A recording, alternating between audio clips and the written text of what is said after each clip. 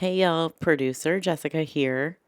Just popping in to say we had to take a little break from recording new episodes, so we are re-sharing this episode from last season.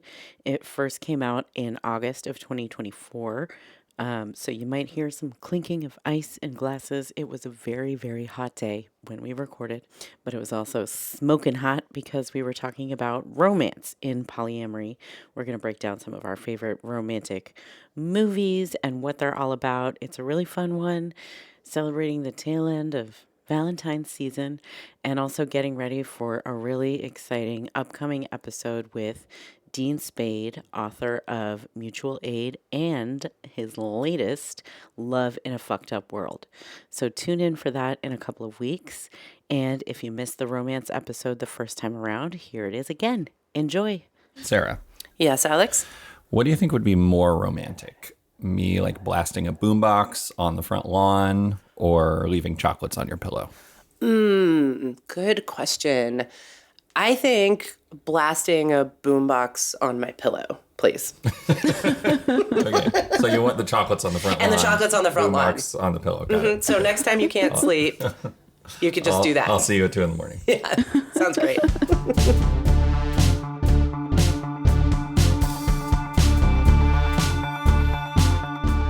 Welcome to Mistakes Were Made, a podcast about non-monogamy for messy people like us.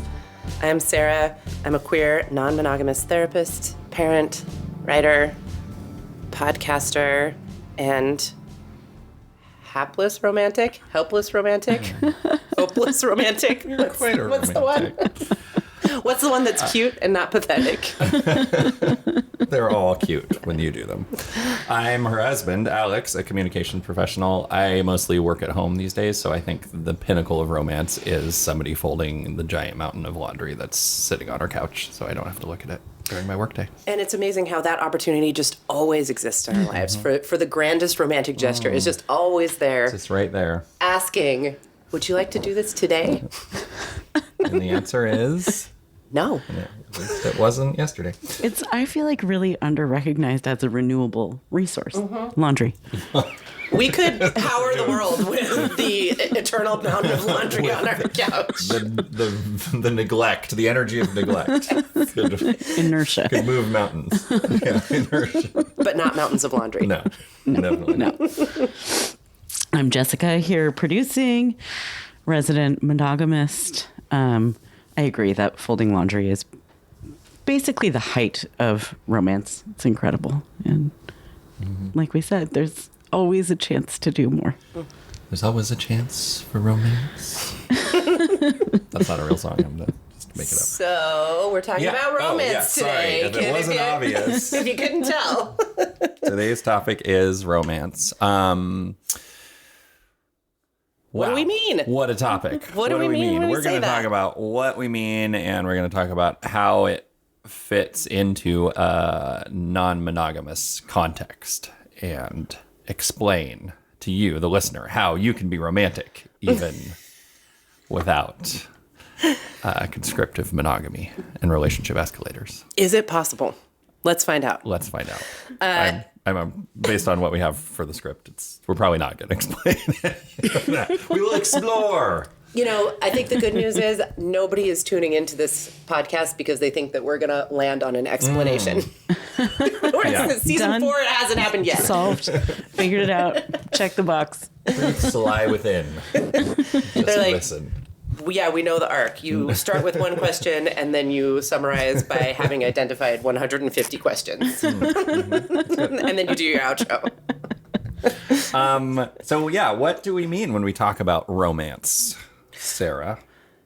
Yeah, so this has come up in I think a couple of corners of my life recently with clients and with people I've dated, where there is just this question of what is romance? Like we kind of have a cultural script around it that we were alluding to in our little jokey intro, or like it's lingerie and chocolates and roses and gestures and satin sheets and there's like a lot of images that kind of pop into your head that are kind of cultural images that have been placed there.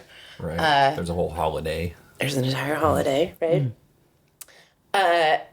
And I have found, at least when I've tried to interrogate it with people, whether it's clients or partners, it's like sand through our fingers. We're just like, yeah, what do we mean? We start talking about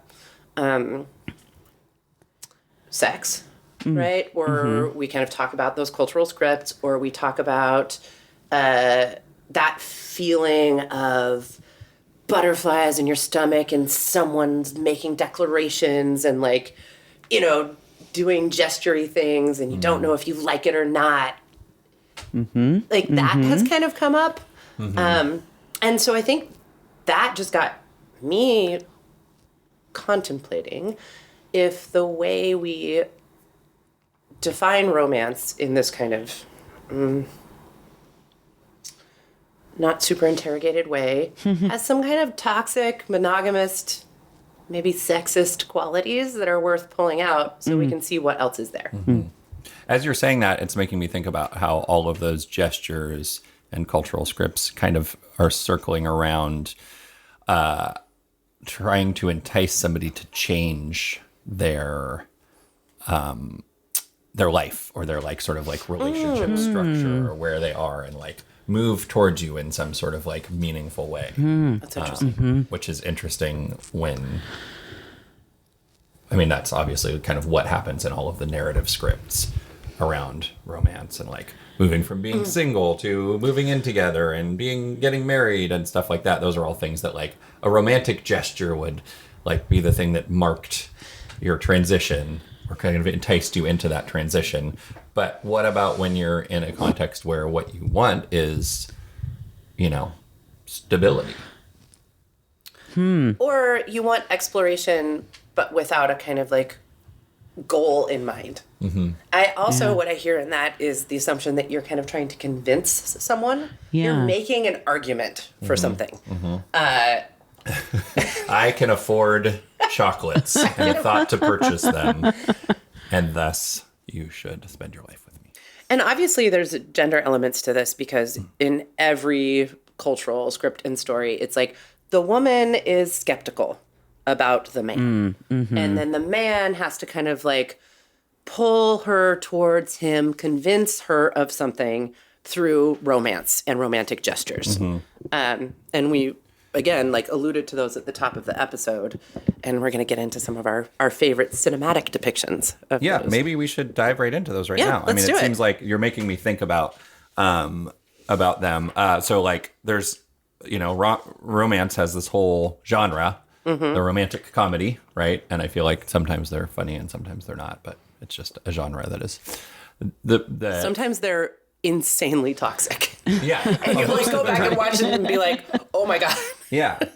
And like, as I was thinking about this, like there's like the story usually follows this progression of like, there's like a meet cute between the two main characters. And then like, maybe there's like a denial of the call or whatever, but eventually they like move through that and they like escalate the relationship.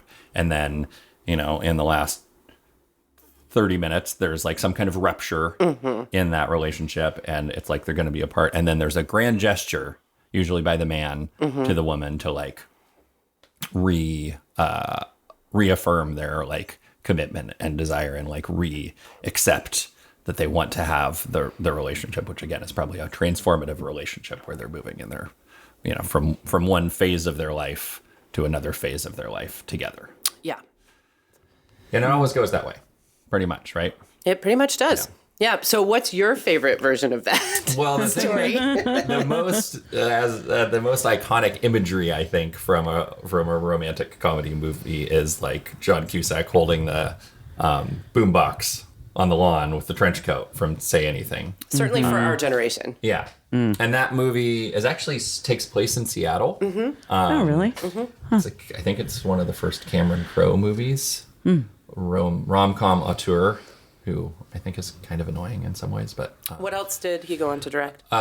Singles and Also in Seattle. Almost Famous, and there's some other ones. Yeah. Can't quite remember the other ones. But Interesting. Yeah. Okay. IMDb that shit. But yeah, anyway, and Say Anything, I think the reason that I think it's interesting and like it is, I mean, first of all, like the main Cusack character is like the best character ever, and he has some like really good like speeches. He's sort of like countercultural Gen X icon. He's like sort of like a loser, but not really a loser, he's like alty. He like is not playing by the rules mainstream. He's like one of the things I was reading about it called him an underachiever, but he's like achieving in his own way, and he like wants to be a professional kickboxer, and he like but it's interesting, not to go on too much of a tangent. He is like a little bit like queer. Like he has female friends.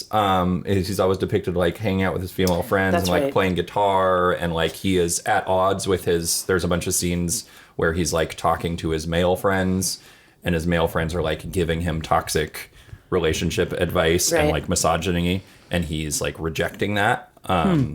So I think it's a good movie for those reasons. And then It sounds to me like part of what is interesting about this movie is that it is actually attempting to examine and maybe even redefine young masculinity at this moment of cultural turmoil and change. Yeah. Right. And so you can see the kind of like prototype of some of the alt men who would come out of Seattle in particular in the 90s. And the Yes. ways that they were seen as really challenging some of those masculine norms. yeah, and then like the arc of the movie, I think, is a little off script from that. I mean, there's a lot of it, but it's like he pursues this high achieving straight A student who's like a pretty girl, and she like accepts his pursuit kind of in an unexpected way, and then her dad, who owns a funeral home, Right. played by Fraser's dad, whatever his name is. Yeah. Martin Crane. Martin Crane. Played by Martin Crane, weirdly. Fraser just shows up. He, initially sort of like, oh, the dad's a single dad. Right. There's a dead mom. I think they're divorced. Oh, and okay. she's chosen to live with the dad. So she's like connected to the dad and has made this like affirmed choice to like trust the dad. And then the dad like rejects John Cusack, Lloyd Dobler, and is like, he's not right for you. He's like a loser. You're about to go away to college. You should like be, focusing on that. He's just not really good enough for you. I see. And then, spoiler alert, the dad is revealed to be not trustworthy in this way, that he's been stealing money from his clients, the elderly. And So a crisis of like the patriarch. yeah, a crisis of the patriarch. And then she basically, like, after rejecting Lloyd Dobler, like this rupture that they have where she's like, no, I'm going to break up with you and, go away to college. And I don't follow trust this your path. vision of patriarchy and masculinity. I'm going to go with my father's instead. Yeah. Then she, at the end, they come back together and she reaccepts him. And I think that there's some allusion to the dad ending up being okay with that too. But point being, it's interesting because I think from a story perspective, she's actually kind of the central character. Like she has more of an arc, or maybe they both do, but like. Well, I think it's complicated. Her actions are the kind of like incite. There's a lot of incitement that she is responsible for in the story, it sounds like. But the arc is all about moving from one framework of patriarchy into another. Yeah. And which one is she choosing? And kind of at the end, it's like, do you choose your dad's or do you choose this young man's? And you're kind of like going back and forth to see which one seems more trustworthy and like the kind of better investment. Yeah. And better at caring for her. And the last scene is like she's afraid of flying and they're like on a plane, presumably to run away together or whatever. And then he's like soothing her as she's like afraid of the plane taking off. So even though he's alternative, he is still capable of being like a Masculine. Yeah. Protector. But also he's very romantic. For example, like what is there's like this the image of the boombox on the lawn. Like, can we talk about that for a second? Because when we're talking romantic gestures, I feel like people in our demographic, if this were Family Feud, like romantic gestures, it would be the boombox on the first lawn one. for so many of us. Would be I the don't number one actually choice. remember how that fits into the story, but I assume that it's when he's trying to win her back. Do you remember, Jessica? Yeah, no, that's all I remember. When he's trying to win her back, he goes and plays, I don't know, what, their favorite song? In your eyes, the light, the heat. Your eyes. I am complete. Your eyes. 1,000 churches Your- burning. Right? Yes, Peter Gabriel. I don't know. Fucking great song. Yeah, because of the scene. Oh yeah, and then the name of the movie is because the dad tells her that she can say anything to him. Like she's like says that to like establish this like ultimate trust between them, but then he like breaks that trust. I see. Anyway, that is Interesting. my treatise about Say Anything and why it's a good movie. Okay, well, I do have a thing to say about the gesture on the lawn. Speaking of things and saying them, Sarah I has would a like to thing say anything about this. or rather something specific. You know, we'll have to go back and look at the clip. But I remember about this that there's a little bit of him being really pushy and like not respectful of boundaries that she's asking for. And so I kind of want to just, I could be wrong about that, but I'm pretty sure I'm right, that she's like, I don't want to see you anymore. I need space. Leave me alone. And he's like, what if instead I show up in the middle of the night on your lawn with a boombox? Yeah, and that is like the trope, right? And it's kind of almost maybe not the origin of that trope, but it's like a central one. And then it's like, as the viewer of the movie, that she is in doubt about her decision to break up with him. Mm-hmm. But he doesn't know that. He doesn't know If that. you were know a that. person in the Yeah. world trying to emulate Lloyd Dobler's behavior, you'd be fucking up because she just told you, leave me alone, and then you drove onto her lawn and blasted music in a boombox. Like anybody who ever did that IRL, no, it wasn't a good idea. It's not a good idea. It's like Don't get on a plane with them. stalking behavior. It's not. It's not appropriate. Yeah, and I think the other theme I'm just noticing here is in all of this, it's kind of the message that the woman can't trust her instincts. You know, and like she kind of needs to outsource them to men. Right. She's not right. She's not right about the guy she's interested in, according to her father. She's not right about her father being trustworthy. She's not right about wanting to take a break from the boyfriend. She's not. It's just in the end, it's the men who are deciding for her what is actually right. Yeah. And then Lloyd is like, there are some things that I like about like what he does in the movie, like in the beginning of like just deciding, it's like he's asking out somebody who's out of his league, basically. And like, that's an interesting thing to think about, like that there are leagues. And then you would have to be really... By the way, I find that very not romantic. The concept of leagues. Well, and then you would have to like achieve some high level of romance, I guess, or illustrate your worthiness. But he does that in an alty way. Right. But yeah, Right. Yeah, it's a little Bummer. yeah. What's your favorite rom-com, Sarah? Speaking of problematic. If mine's so problematic. I'm like, man, mine is beyond reproach. Mine is The Graduate, which I'd have to look up some of the stats. I would not have necessarily identified this as my favorite rom-com, but when we were talking about it, I'm like, it's the one I've probably seen the most. And it was the first that came to mind. So for those who haven't seen it, it's from... I think it's like 1969. I was going to say the late 60s. Yeah. And it's about a young man played by Dustin Hoffman. I think it is. I like get chills just thinking about Dustin Hoffman in this role as I talk about it. I think he is so brilliant in it and so hilarious. He's probably like 35 Yeah, he's way in too real old, life, but right? he's playing someone who just graduated from college. Right. And he's coming back to his affluent, white, suburban family to figure out what to do with his life, all to the soundtrack of Simon and Garfunkel. And he has no idea what to do with his life until he meets Mrs. Robinson, the 40-something-year-old neighbor next door who's in an unsatisfying marriage and also having a bit of an existential crisis herself. And so then they embark on an affair together, which... You know, I'd have to go back and watch this, but I feel like the content of the affair is really kind of thin. I don't remember, like, there's obviously sexual content and the sense that they have a sexual connection that is very meaningful to the both of them. But, like, the emotional content, I'm trying to remember, like, conversations they have about, like, who they are and why they're interested in each other, and nothing is really coming to mind. It's just, like, kind of the taboo of the sex and the older woman is really, like, front and center there. Yeah. And it's like transactional, I think, is how it's presented. How do you mean? Just, it's like, yeah, it's like almost like they're making a point of there not being a lot of content between them. Right. Like, Yeah. it's just like, she's just like trying to do something off script, and I guess so is he. Oh my gosh. And it's the actress playing Mrs. Robinson is... And Bancroft, right? Is it Anne Bancroft? It's Anne Bancroft. Yeah, I think so. I can hear her Is it? saying his name, Benjamin, Oh my God. Yes. like in her smoker's voice. Oh, God, so good. Look it up. She's incredible. Yeah.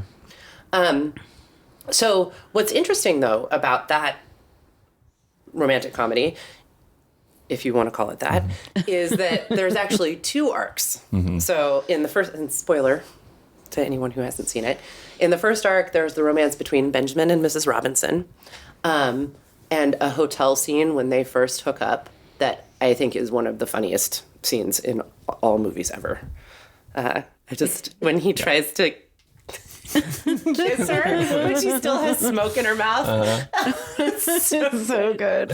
Anyway. Yeah, and he like grabs her breast. It's just like this. Yeah, it's really good. And then he like turns the light on and then off and then on again because he's trying to figure out what would be the most romantic lighting.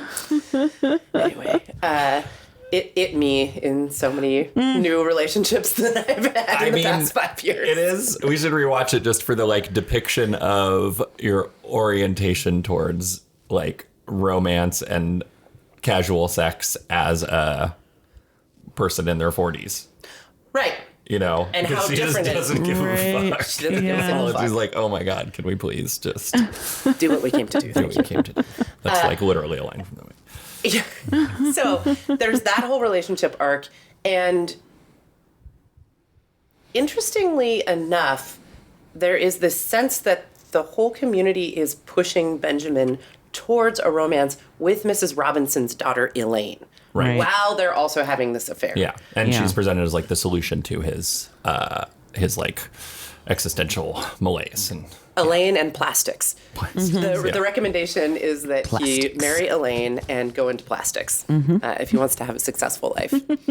So, anyway, Elaine discovers, so he's like going on dates with Elaine, but he's Right. not really into it. And then Elaine is kind of confused and hurt, and then And discovers he's kind of like mean to her. he's kind of right? mean to yeah, her, he's trying to like drive her away. driving Yeah. her away. She discovers that he's been having an affair with her mother, and then kind of runs away to college in Berkeley Right. in a cute little like white roadster with her like blonde hair as a banner just like flying behind her as she goes across the Golden Gate Bridge. Simon and Garfunkel is playing. Yeah. So good. Anyway.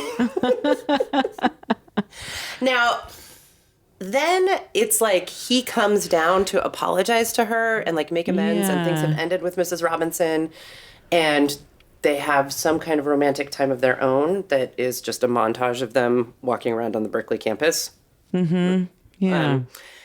And then in the final act of the movie, it's revealed that Elaine will be marrying someone more in her league, if you will, instead of like this like short, weird, Yeah, existentially lost dude who has sex with 45-year-old women. It's like this buff, blonde, big, like yeah, toothy. toothy football player or something. And they're going to go get married. And Dustin Hoffman is like, the hell they are. And in another romantic gesture that I think of as like probably, you know, in the canon, The romantic gesture to end all Yes, romantic yes. gestures. he goes and interrupts the marriage and like pounds on the church window and yells, you know, stop. And the marriage is stopped. And Elaine runs out in her wedding dress and they hop on a city bus together, and they've like escaped all of these expectations for their lives through this romantic gesture. And then in the final scenes, they sort of look at each other and then look away and then look at the camera. And it's clear that they both deeply regret. They're on that bus with each other. I mean, it's open to interpretation. I think that is the point. It's so classic and amazing because there's no dialogue, and so you're sort of like just Who made that movie? but it's you question that, and like the time between, you know, the romantic gesture and the fallout, and this is what never happens in rom-coms. You never get, you know, the last scene that is like the fallout, what actually happened after they decided to run away. And actually, I think the last scene in Say Anything is maybe a poor callback to that. Like they're on a mode of transportation, sitting together, like leaving. But in that one, it's really like, this is the right thing to do. And in The Graduate, I bet people Rorschach test the last scene of The Graduate all the time. And some people watch it and are like, and then they were happy. Right. And some people watch it and are like, hello, darkness, my old friend. I've come to talk with you again. Yeah, there is no escape, and romance is only a cruel hoax. And in case it hasn't been clear in my summary of this movie, my riding off into the sunset would have happened with Mrs. Robinson.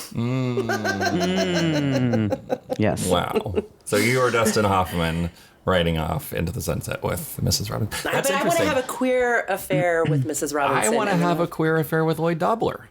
I love this for us. That's great. Yeah, great. We're gonna fan fiction this. Yeah. I would make millions. Yes. Okay, it's Jessica. like we're kickboxing together, and then then oh no, he kicked me in the face. I have to. and then you're like playing your favorite songs for each other on the boombox. I make him a mixtape in the boombox. Yeah. Cute. And me and Mrs. Robinson are just having like weird avant-garde sex in hotel rooms across the country In in 1967. 1960s. I assume that that's what most of your dates are like. Please continue same. assuming that. Yeah. Cool. Everyone out there also continue assuming that. Except without the awkwardness. Yeah, exactly. It's like the sex Mrs. Robinson should have been having. Yeah. The sex she deserved. Yeah. Yeah. Okay, Jessica, All right. what about you? What's your favorite romantic comedy? Well, I mean, my favorite movie of all time is Wayne's World. That's right. She's even got a tattoo. I do. And I don't think of it as a rom-com, but Defies genre. It defies genre. It's really all you know, genres. I mean, I think of it as the Citizen Kane of movies. Wait a minute. Okay. I just need to check something out there. Yeah. But I guess I was just thinking through the plot as you guys described yours, and I was like, oh, it is a romantic comedy. And not even, I want it to be between Wayne and Garth, but it's not. I mean, it's just No, that's a very mostly a very precise. attached, well-regulated. Oh, yeah. Wayne and Garth. relationship. Yeah. There's conflict. I mean, they do. There's have a rupture moment. that they repair. There is a rupture. Yeah.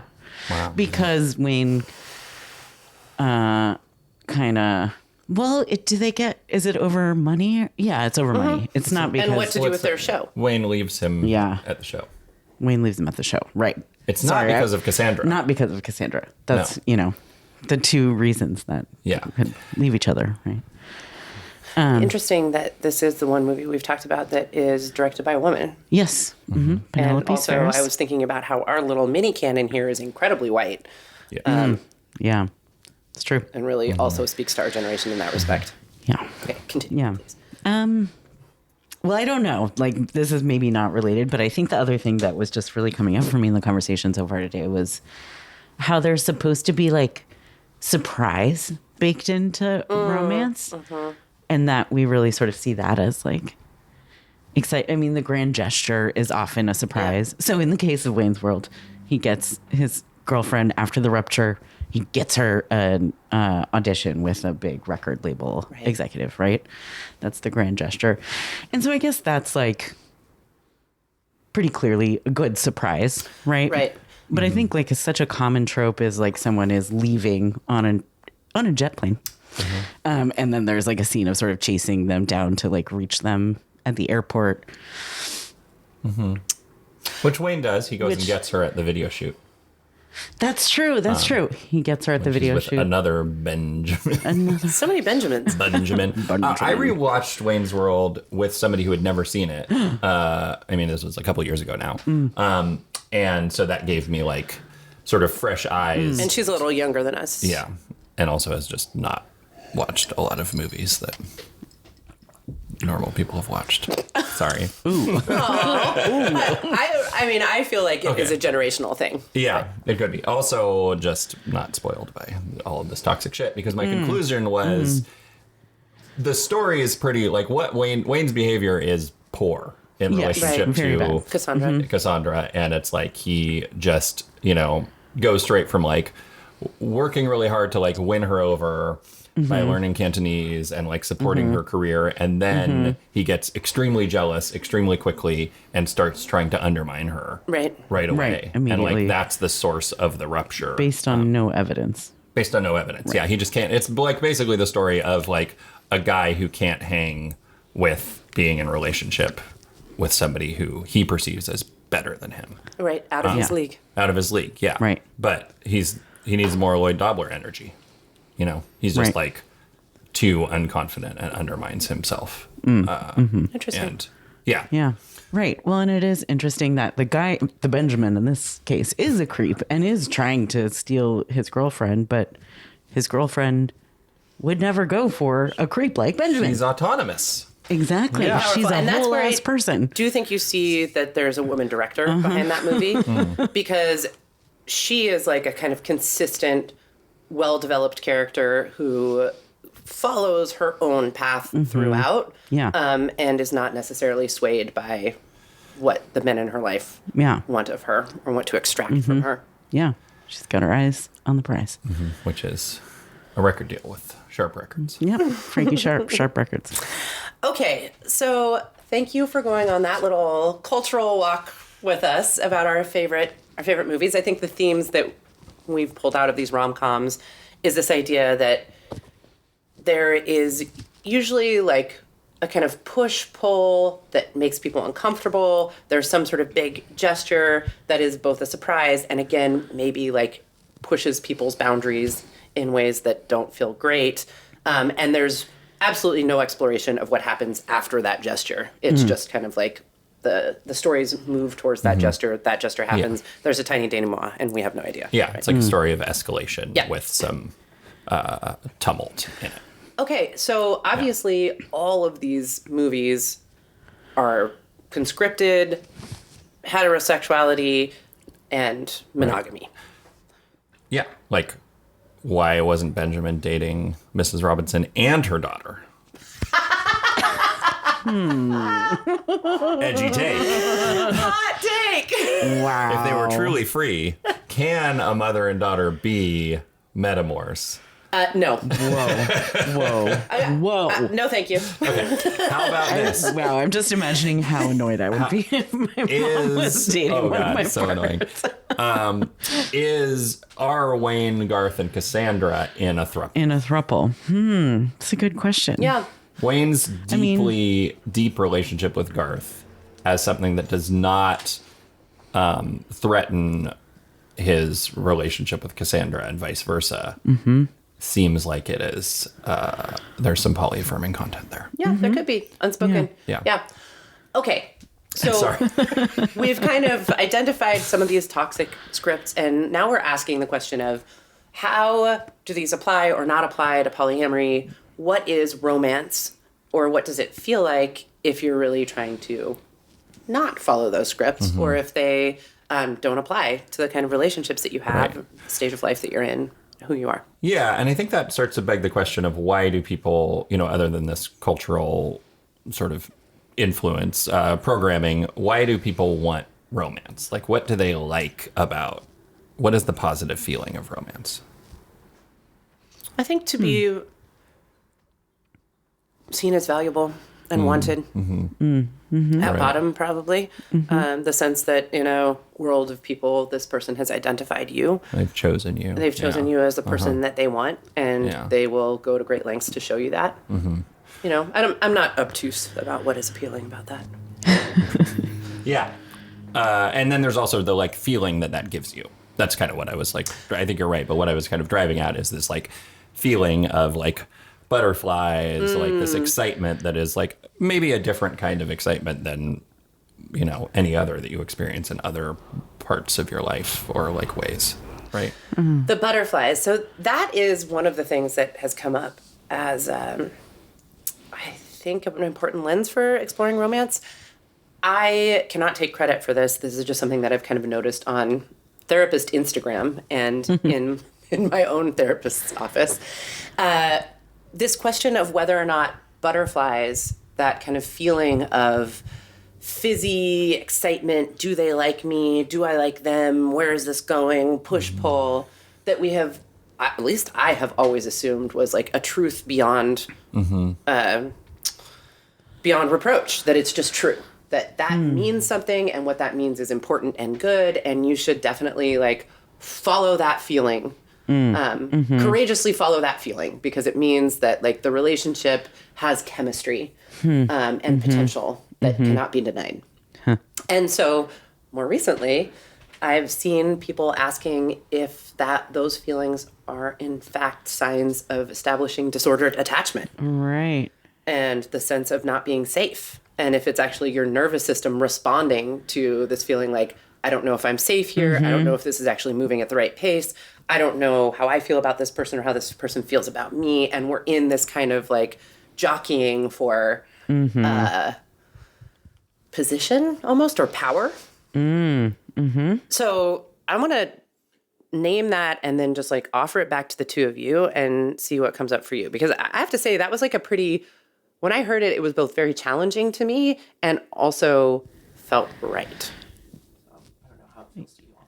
Yeah, I mean, in some ways, it's like really comforting to hear that, or like clarifies a lot, because I think I kept coming back to like, there's like the new relationship energy romance that you feel, and then there's like the romance that I feel when you just cook me dinner, make stir fry, and I just suddenly don't have to cook anything, right? But it's not like, ooh, that, it's not like a surprise that you care about me. You're like, whoa, Sarah really likes me. Like, ooh, do you think she's into me? Like, I'm like, I know she is. She wants to be my best friend forever. And she had the ingredients to make extra stir fry and thought of you in that context. Yeah. Yeah. And I'm also providing the service of using up ingredients that she wanted to get out of her fridge. It's a reciprocal relationship. Yeah, exactly. So you're kind of identifying that in new relationship energy, you don't know the people yet that well. Right. And so there is kind of inevitably a lack of security, maybe. What do you all think? Yeah, well, if I may, this is making me think about like in early relationships, sometimes a point of, I don't know if it's a point of contention for us, but like something that has come up before is just like the feeling that like you would do something for the other person, this new person, that you wouldn't do for me, or vice versa. Like, why would you want to cook dinner for somebody else? Why would I want to cook dinner? Are you cooking dinner for other people? See what I mean?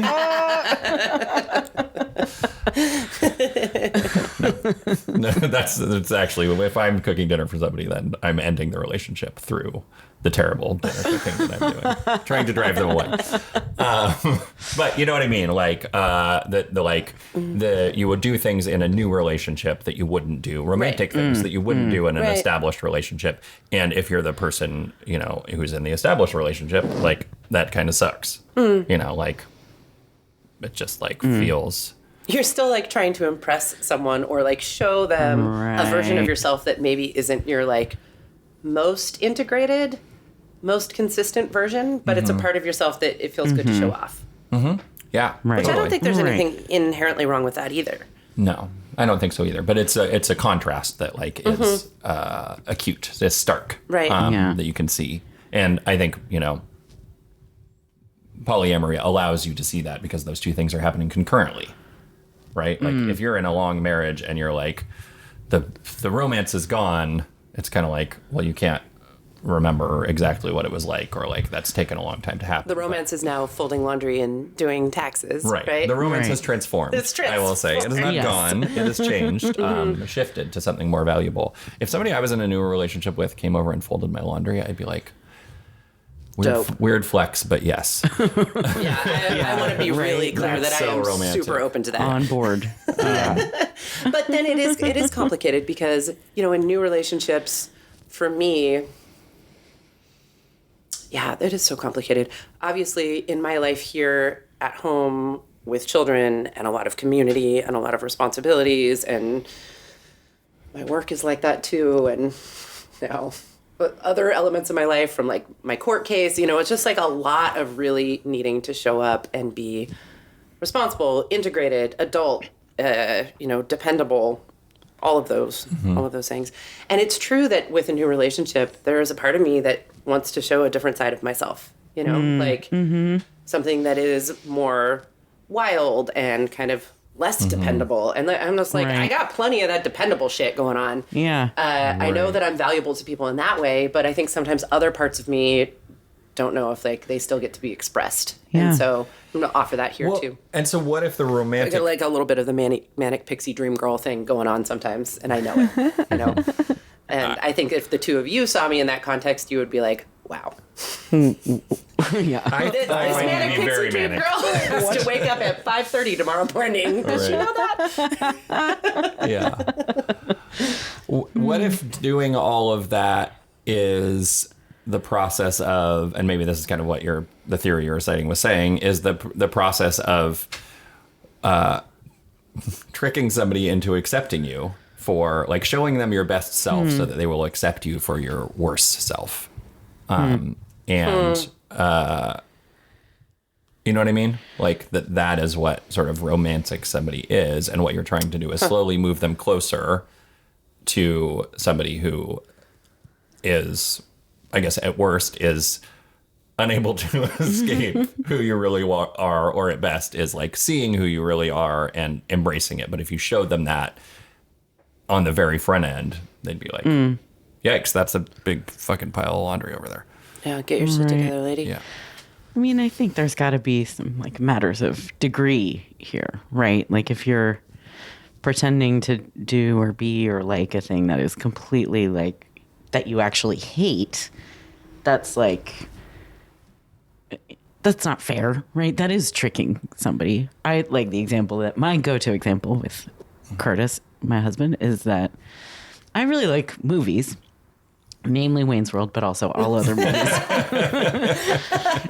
And so going to movies together was like a big thing, but like, the 6-hour-long Turkish art film is maybe like a little bit beyond for me. I like to keep it to 3 hours or less.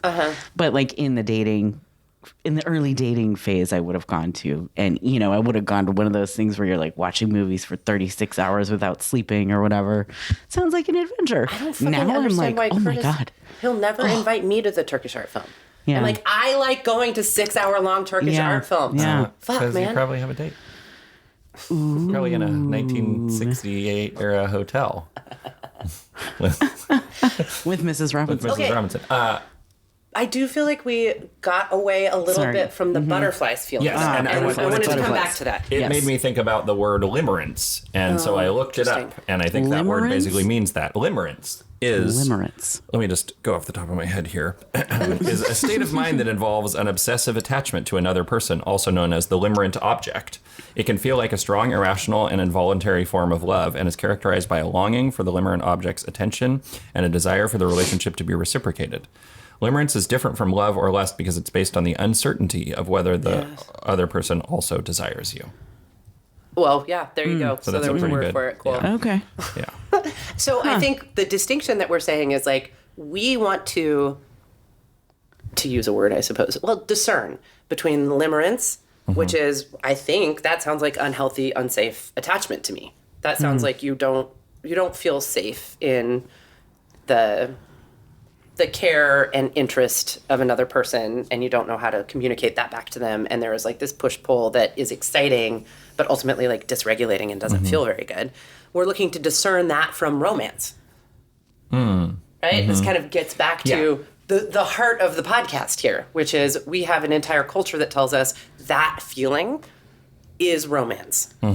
So That's what why if that feeling is disordered attachment and we still want romance? and that's why you haven't heard the word limerence before, because it's putting That shit on those blast. cultural scripts on blast. Yeah. Exactly. Super interesting. Yeah. So then what is romance? If you're trying to discern between limerence, that kind of unhealthy, unsafe dysregulation and feeling romantic feelings, new relationship energy, being excited to show someone different sides of yourself. Yeah. I don't know. And I guess we never will. And I guess we never will. And in conclusion, That's it. that's it.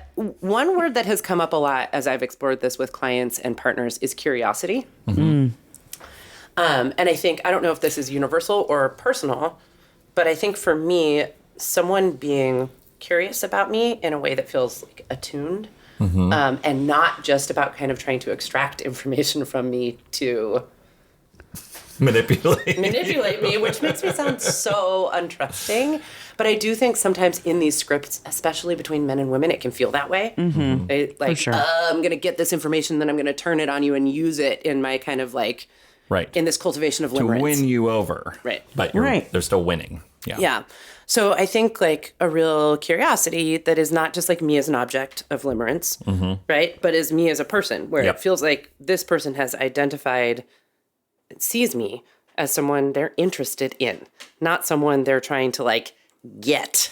Yeah. Yeah. And so what is the difference between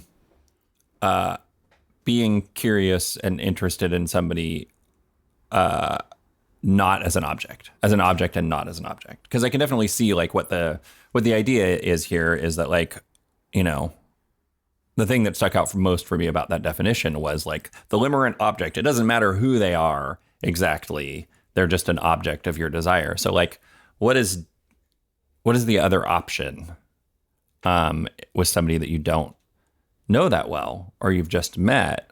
You know, maybe you've met them in a context where they're sort of like, you know, a dating app, for example, is kind of like intrinsically people objectify themselves in their profiles to present themselves to other people. So like you have to make some kind of transition out of that context, out of that paradigm to see them for who they actually are.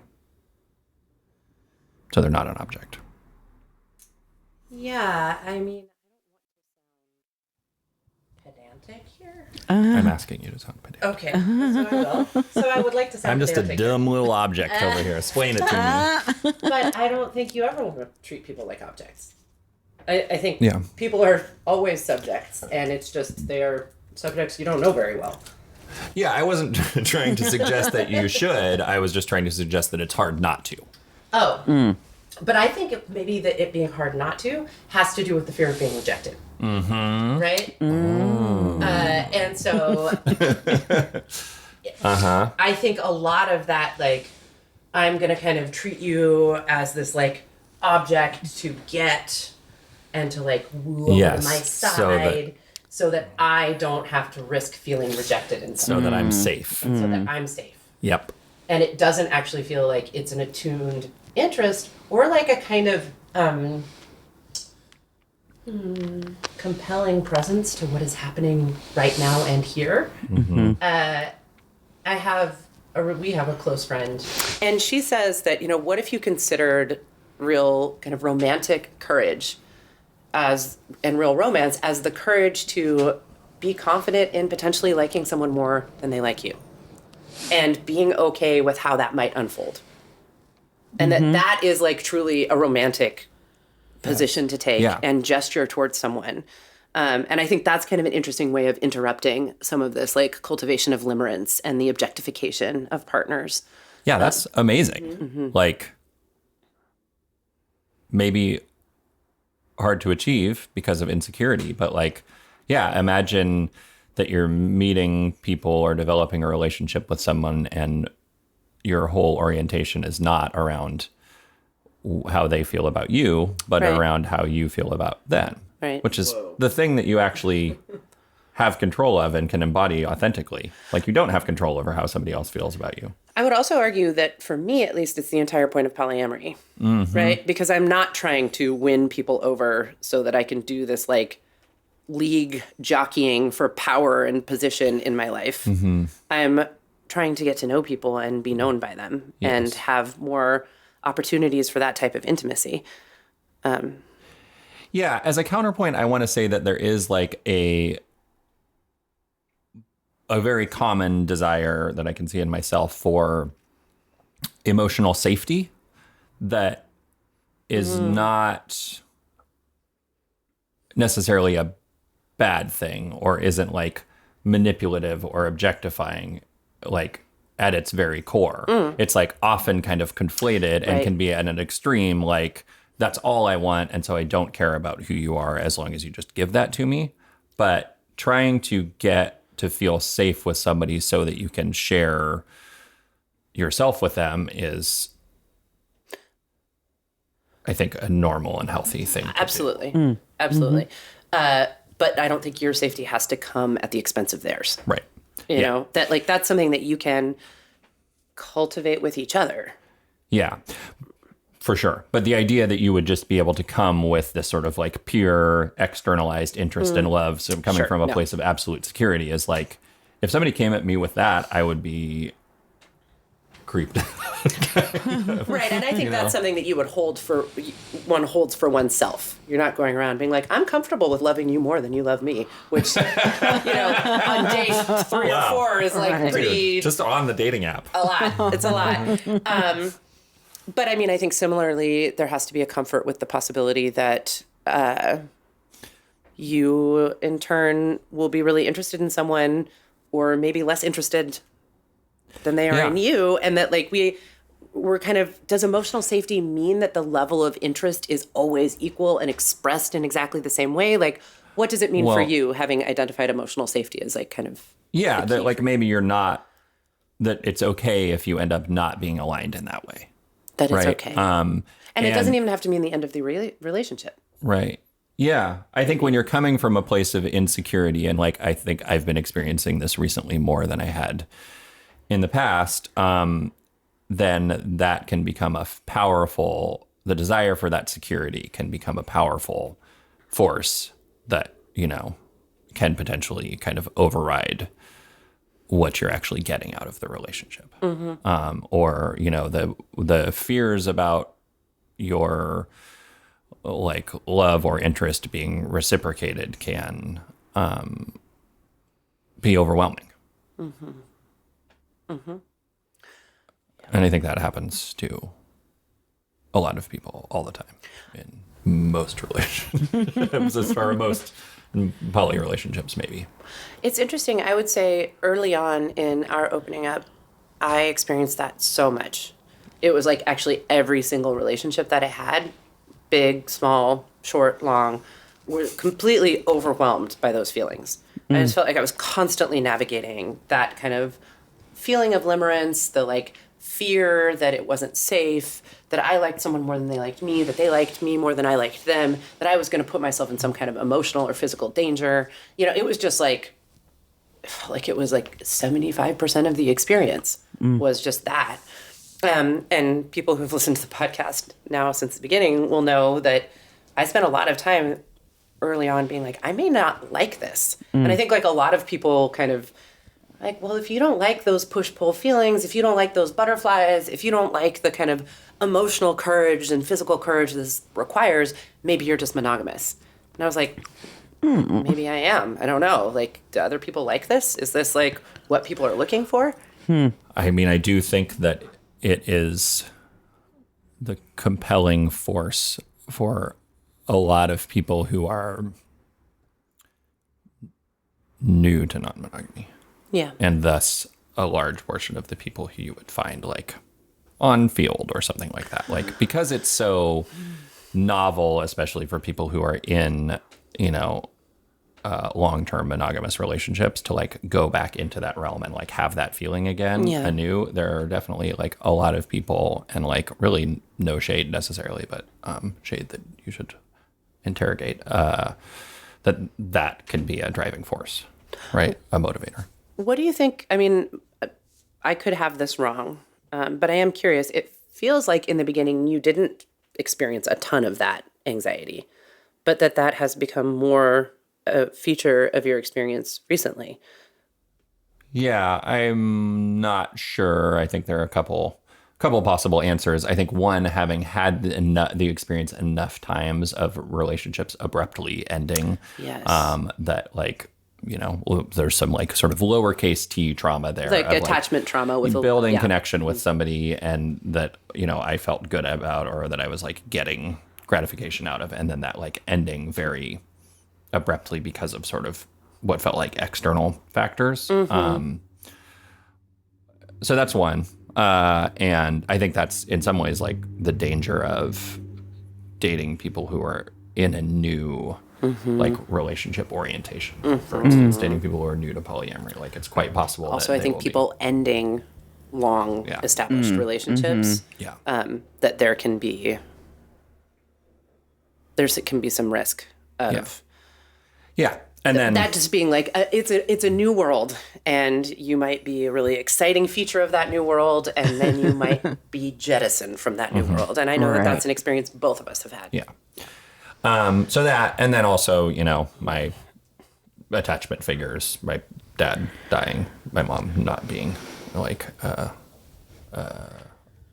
someone who can care for me in the same way as she was historically. Like that's a big change that doesn't feel like it's like not directly related, but I have to think that it is, kind of psychically related on like a deeper level that like, feeling like less secure and more like the fear of abandonment because, You've experienced it. Yeah. Or at least the leaving of an attachment figure, or the severing of that relationship. Thanks for asking, I guess. Well, I mean, I part ask because I think it always intersects with what's happening with your larger world. Right. And so for me, in the beginning of non-monogamy, I was going through so much existential upheaval with my own parents who were, I would say, damaging to the point of rupture our relationship over me coming out as queer. I was changing professions. I was becoming a parent myself. I was, there was like a lot. I was like learning to become an attachment therapist. Right. So there was a lot of just kind of activation in that realm. And then you threw new romantic relationships on top of that. And I was just like I feel like I was in a washing machine all the time. My little nervous system was. And so I feel like that begs the question of, are there other ways of doing this? And I know that we can't extract emotional risk and hurt from intimacy and attachment. The reason why it matters to us is because there are stakes there. Right. And I don't want to just like flatten the stakes. Yeah. But I am curious, like, what are some tools or approaches or lenses or ways of thinking about this that can help us feel a little more empowered in the way we experience this, and like we have more choice, and like we can be more collaborative with people? Thoughts? Yeah, I mean, I think that, I don't know that this is a tool exactly, but a mitigating factor to this challenge would be like the community that you're in, and like the support that you have around you, not just in reference to the relationship specifically, but just like your need for somebody else to, just like reciprocate your feelings and like to take care of you and affirm you and stuff like that. Like those are all things that other relationships can do. And the more those other relationships, and I think they can even be other romantic relationships in a polyamorous context, or they can be, any kind of relationships like community, family, whatever. I would throw in your relationship to yourself. Because when we're talking about attachment, especially as adults, that I think that is what we are yearning for, is to improve our relationship to ourselves and our sense of being like safely attached to ourselves. I don't know if it's more rude to tell people that the solution is to have more community around them, or to tell them to be more in better relationship with themselves. Both of those things all rude. fucking hard It's to all do. rude. It's all rude. And it's rude because we don't live in a culture, as we were talking about at the top of this podcast, we don't live in a culture that encourages either of those things. Right. And we don't necessarily know how to do it.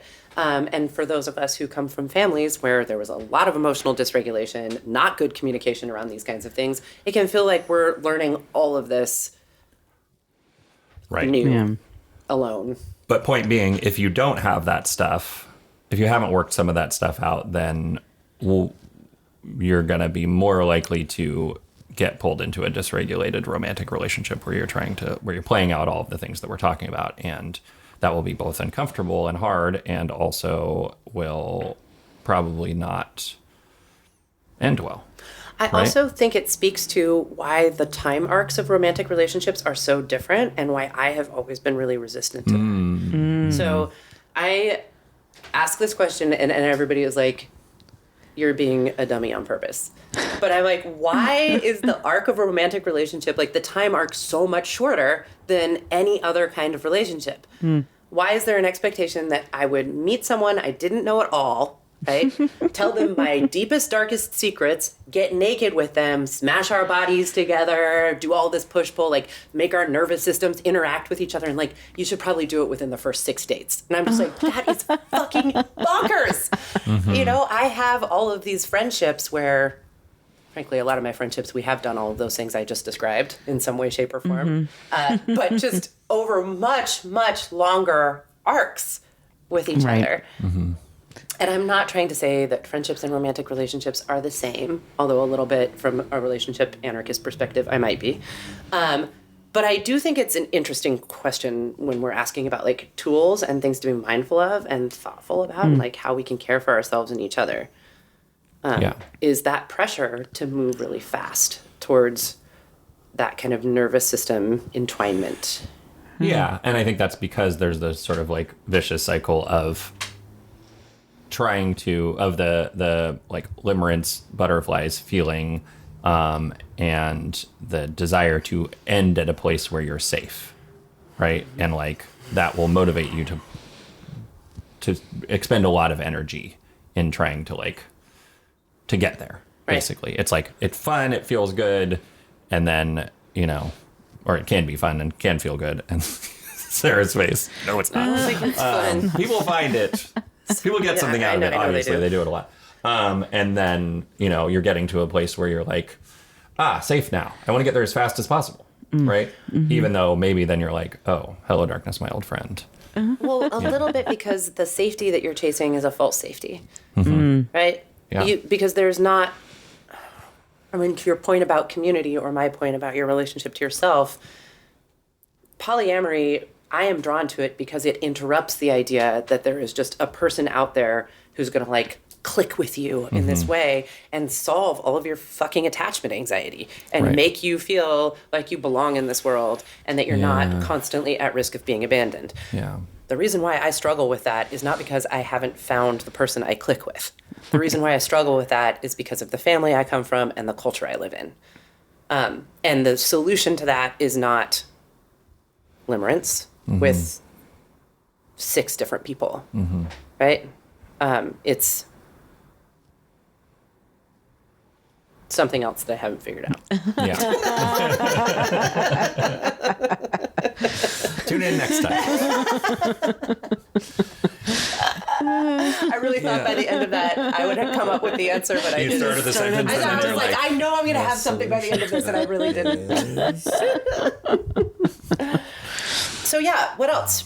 Tools, lenses, ways to like disrupt this and still feel like we get to have romance in our lives. I mean, I like that last question. We were going to talk about mistakes that we've made in this realm, and I think we really kind of have already, and I think they're kind of the same for both of us and maybe for everyone, is just like trying to romance people to win them over without checking in on like whether you actually care about the relationship and want to be in a relationship with them in a and like want to make it together. Yeah. Want to make the relationship together. Yeah. And I think that's definitely something that I have done a lot in the non-monogamous context, especially at the beginning when you're just like, oh, I can do this new thing. I can like find out if people like me. And then that is not an end in and of itself, but it can feel like one. Yeah. What do you think? What about for you? I think similarly, it's like I like to think that I have the ability to kind of identify who people want me to be. And then really cultivate that part of my character and personality for them And then that actually tends to isolate me in the relationship because I feel like their interest in me and their care is entirely dependent on that character, that version of me that I'm performing for them. And I can't disrupt it for fear that then I'll be abandoned, you know? And so I think it's like, for me, being able to express parts of myself that I don't get to express the same way in like more hold it down grown up areas of my life. Like I do want to be a little more like wild and impulsive and, you know, I don't know, like even just being like brainy, you know, intellectual, political, like just kind of being passionate, I think, in big ways. And also to build a relationship with people, they need to know like what my girlfriend found out about me over Pride, which is if you're going to know me, you're going to know that 5 mornings out of 7, I'm going to wake up having a mild panic attack. And you're going to have to sit there and fucking listen to me talk about all the things I'm anxious about while I counterintuitively drink 15 cups of coffee. I mean, you don't have to do that, but I will be doing it, and you'll likely be in the room. If you want to be my lover, you have got to. Right. Blah, blah, blah, all that stuff you just. And that's not like, you know, early on in getting to know her. I mean, I feel like she and I have done a pretty good job of this, but early on, I kind of imagined that she liked me because I was like younger and kind of wild and like was like really confident emotionally. I was like a therapist and like I didn't have a bunch of like drama, like baby drama like that. But you know, I just thought that she wanted me to be like really cool, calm, and collected in those ways. And so I sort of hid those parts of myself from her for a long time. And we'll see, jury's out, how she was very kind. She just ordered me breakfast, which... How romantic. Good reminder that I should probably eat when I feel well, and okay, so back to your question a second ago, like maybe that is one of those alternative things that you can do is like care, where you see the other person and what they need and care for them. And I don't think that Ione Skye needed John Cusack to play Peter Gabriel out of a boombox in the middle of the night. Like that wasn't taking care of her. That was a gesture that was about himself. Right. But Cassandra needed that interview with Frank Sharp. That's right. And Wayne did that as a gesture of care for her because he really knew her and knew what her goals were. And he was like, how can I, rather than trying to like undermine you because I'm scared, how can I, help you pursue your goals and more be yourself? I'm getting chills. Yeah. Wayne's World. Wow. Goosebumps. So good. And Benjamin and Elaine were young boomers, young white rich boomers, so completely out of touch with their own emotional lives and unable to communicate it to themselves they were or just each other. breaking free of the shackles of The suburbs. What they were being told to do. Plastics. Yeah. Free plastics, to be rich. God. And you know what? After we're all gone, that's what will remain. It's true. Plastics. Plastics. Plastics are eternal. So we can develop a safe attachment to plastics because they will never leave us. Yeah. Secure attachment. We can have a secure attachment to the microplastics. Except for all the around plastic that is the top of the Tupperware, which will always leave us. Never securely attached. Oh my God. Wow. That was a lot. Did we crack it?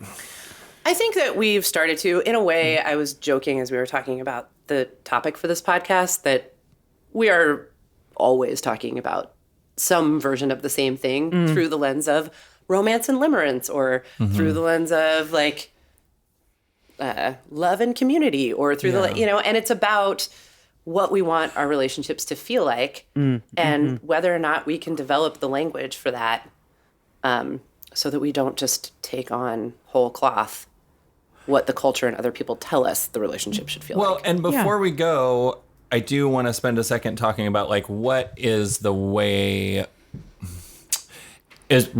it's not like romance is just a bad idea and doesn't Or have always anything manipulative. for us, Right. or always manipulative. Good So point. what is the way to embody that in a secure relationship, like whether it's a long-term one or even a shorter-term one? Like, it's not like we're saying don't be romantic. Like, it looks different, and probably different in a way. It's something to strive for, not in comparison to like toxic, limerent, manipulative rom-com romantic gestures or whatever. Right? What do you think, Sarah? Yeah, that's a good question. I think one thing that comes up for me is just like that question that an ex of yours asked, like, what do you yearn for? I think about it all the time, and I think it's such a good question, and I'm so grateful to her for bringing it into my life. And I think I yearn to be like seen, and for other people to be interested in me, in part because I am deeply, deeply interested in other people. And I think an insecurity that I have is that I won't be matched. Right? So I think that kind of like curiosity about me and my emotional life, and then like letting me feel safe expressing that and back, is a big way that things feel romantic to me. I think asking people what they want or need and being able to communicate that in turn is really important. Or And being able feels- to anticipate it because you know them well enough. But I almost would say that expectation of that anticipation piece is, I think that can get iffy. I love the idea of people knowing each other so well that that like I should eat something when I'm having a panic attack in the morning, right? And then also I'm thinking about recent experiences I've had with new people who didn't know me very well. Yeah. Who like thought they knew what I wanted, and then went and But they just were serving the limerent object. did it. And I was like, God, I wish you had just talked to me and asked me what I wanted, because that would have been very romantic to me. Right. Yeah. And I also think it's romantic to be able to ask for something like, how many times a day will I be like, will you put your hand on my back? Right? And I don't think that it's less romantic that I ask for it and you do it than if you just somehow divined that that's what I needed. Yeah. I don't want to go too far on this tangent, but that is definitely a challenge for previous versions of myself. I know. Maybe men. Maybe, yeah. I've definitely heard other men be Yeah. like, well, if they told me to do the thing, then it's like, Right. then it doesn't count. I think that's a toxic It comes up, romance right? message. Yeah. Yeah. Yeah. Yeah. There's the whole thing about flowers. And then Had it's good Being a friends. mind reader. inauthentic. Yeah, being a mind reader. Right. And if you're trying to read somebody's mind, you probably don't think that their mind has a lot going on in it. Right. Right. Or that it's just a sort of objectified mind Yeah. that is an iteration on every other romantic object out there. And you're Yeah. probably just, the end game is getting that objectified mind to fold your laundry for you. So, and I think the other thing I would just say is, finding some tension between a presence to what is happening in a relationship right now and like being able to enjoy and appreciate it without like blowing through it, trying to get to that safe destination that you Yeah. described, which I actually don't think exists in the way that we're hoping it will. No, because what Safety you want island. is to be free Safety island. and the other person to be free, and for you both to be there because of the things that you get out of the relationship, like especially in a polyamorous context. So yeah, don't undermine that, right? Like Right. just Be curious about it as it's happening, be noticing it, recognizing that we're not trying to make this into something. We get to just experience it as it happens. And I think balancing that with like having intentionality around what you want to make together. And talking about that. Yeah. And not having it be this unspoken power exchange, Yeah. but actually like a spoken collaborative experience, which I feel like every time I say that, I'm like, and that's so romantic. And I'm like, Yeah. does anybody want to no, date me? you're so See, I right. feel like maybe I wouldn't want to date myself if I heard This myself is saying really some of this helpful to me in just thinking about like how relationships where that security is there, or like not just the security, but like the co-creation and the understanding of each other sometimes don't have the same like energy.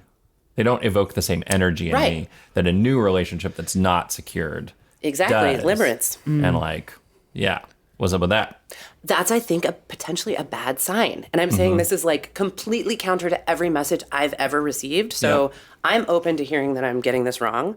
But I think it is so curious and interesting to consider the possibility that we're getting it right. And that like that those feelings of excitement and insecurity are not a good sign. They're a bad sign. Yeah. Right. But then you're like, everybody's like, trust yourself and your own feelings and follow your heart. Bad advice. No, but maybe there's something there, and it's about like knowing our nervous systems. Like maybe your nervous system is telling you that you're excited about someone, and it's also telling you like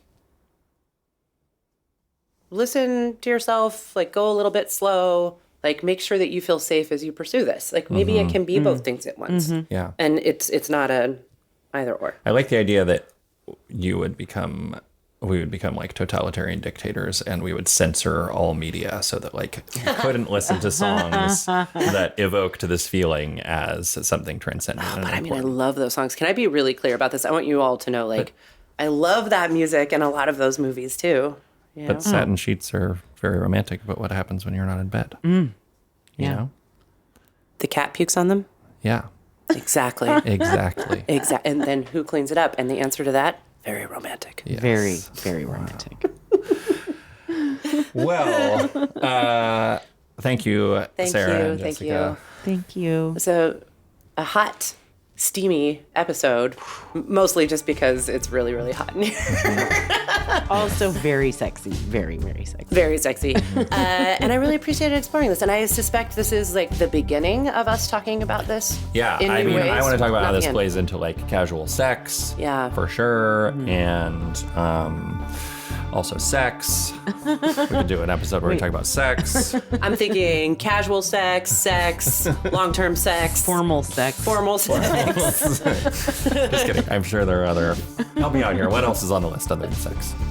I think it has to do with all kinds of relationships, attachment, and intimacy, for sure. Of course, you're like, let's talk about sex. And I'm like, let's apply it to politics.